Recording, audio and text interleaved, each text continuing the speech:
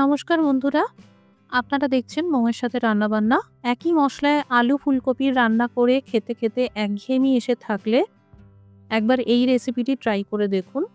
একদমই ভিন্ন আর অন্যরকম টেকনিকে ফুলকপির রান্না করব। লুচি, পরোটা, রুটি দিয়ে খেতে ভালো লাগে।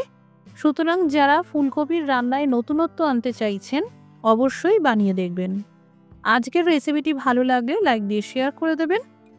আরও নতুন নতুন রেসিপি পেতে আমার চ্যানেলটি সাবস্ক্রাইব করে রাখুন। ফুলকপির ডাঁটিগুলো সমেত ফুলগুলোকে কেটে আলাদা করে নিতে হবে।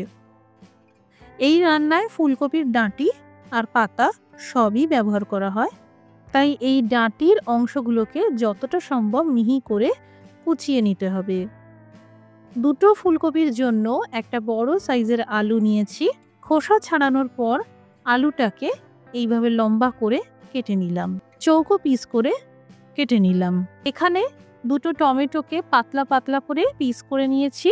এর সাথে 6 থেকে 7টা গোটা রসুনের কোয়া নিয়েছি, 4টে কাঁচা পাকা লঙ্কা নিয়েছি। এই সব একসাথে মিক্সার গ্রাইন্ডারে দিয়ে বেটে নেব। একটি পাত্রে পরিমাণ মতন জল গরম করে নিচ্ছি। দিয়ে দিলাম 1 চা চামচ লবণ আর হাফ চা চামচ হলুদ গুঁড়ো। এবার জল অল্প অল্প গরম হলেই দিয়ে দিতে হবে এই কেটে রাখা আলু আর ফুলকপি। এবার আঁচটা মিডিয়ামে রেখে বেশ 5 মিনিট ফুটিয়ে নিতে হবে, যাতে আলু আর ফুলকপি অন্তত 90% পর্যন্ত সিদ্ধ হয়ে যায়। আলু আর ফুলকপি ভালোভাবে সিদ্ধ হয়ে গেছে। এবার একটা ছাঁকনির সাহায্যে ছেঁকে নিতে হবে।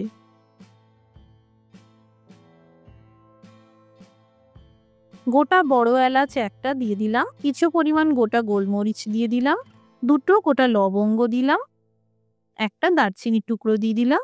এবার হালকা ক্রাশ করে নিতে হবে। এই কাজটা আপনারা শিলনোড়া দিয়েও করে নিতে পারেন। আঁচটা হাই টু মিডিয়ামে রেখে পরিমাণ মতন তেল গরম করে নিলাম। এবার যে গোটা মশলাগুলো ক্রাশ করেছিলাম দিয়ে দিলাম।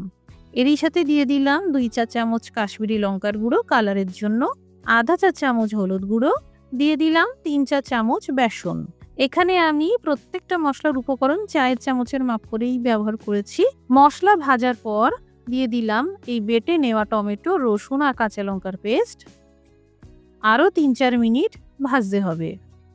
মশলা ভাজার পর দিয়ে দিলাম 2 চা চামচ ধনের গুঁড়ো আর 1 চা চামচ ঝাল লঙ্কার গুঁড়ো। যারা ঝাল কম খান কম পরিমাণে দেবেন। এরই সাথে দিয়ে দিলাম চায়ের কাপের মাপ করে হাফ কাপ ধনেপাতার বাটা। এবার মিডিয়াম আঁচে 2 মিনিট ভাজতে হবে। হাফ চা চামচ লবণ দিয়ে আর একটু ভেজে নিচ্ছি। অবশ্যই মশলা খুব ভালো করে ভাজতে হবে। দিয়ে দিলাম আলু ফুলকপির সিদ্ধ করা জল, মানে vegetable stock. Total 2 cup stock দিতে হবে। আলু ফুলকপি সিদ্ধ করার পর এই ভেজিটেবল স্টক ফেলে দেবেন না, রান্নার স্বাদ বাড়াতে এটা কাজে লাগবে। জল দেওয়ার পর খুব ভালো করে একবার মিশিয়ে নিলাম।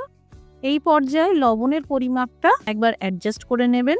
যেহেতু আলু আর ফুলকপি আগে থেকেই সিদ্ধ করা ছিল, তাই মিডিয়াম আঁচে জাস্ট 2 মিনিট ঢেকে রান্না করলেই হবে।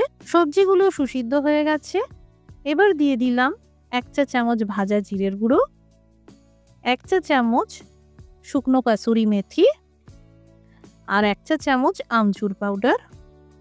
এই সব উপকরণ দিয়ে আরেকবার ভালো করে মিশিয়ে নিলাম। তৈরি হয়ে গেল মধ্যপ্রদেশের জনপ্রিয় ফুলকপির এই রেসিপি। বানালে কমেন্ট করে জানাতে পারেন কেমন তৈরি হলো। রেসিপিটি দেখার জন্য অসংখ্য ধন্যবাদ। সবাই ভালো থাকুন, সুস্থ থাকুন।